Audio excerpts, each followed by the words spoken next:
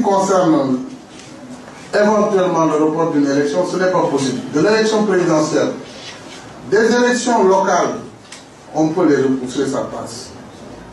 Des élections législatives, à la limite, ça passe. Puisque, bon, c'est toujours des députés, on prolonge. Mais le président de la République ne peut pas prolonger son mandat, c'est impossible. Et cette question avait été posée en 2006, je vous le rappelle, parce qu'il y a des gens qui agitaient aussi la possibilité pour le chef de l'État en 2006 de reporter un peu les élections et d'engager un dialogue politique avec l'opposition pour organiser les élections en 2009. Mais nous qui étions avec lui avions dit que ce n'était pas possible. Il ne peut pas augmenter d'une journée son mandat. Sinon le pays serait dans le chaos, puisque les gens ne le reconnaîtraient plus. Il n'y aurait plus d'autorité dans ce pays. À partir du moment où le président n'est plus reconnu, ben, chacun fera ce qu'il veut.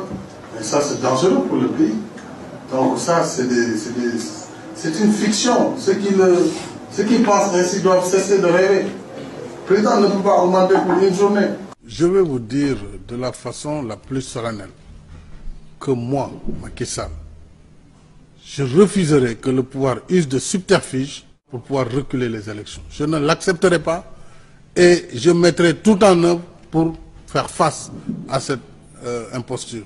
Nous ne pouvons pas accepter, sous quelque prétexte que ce soit, que les élections de 2012 soient reportées. Je l'ai dit d'ailleurs il y a plusieurs semaines, plusieurs mois. Nous ne donnerons pas une minute de plus au président de la République après l'élection du 26 février. Man, nan ka ngay nekkee président ci dëkk calendrier républicain bi tëla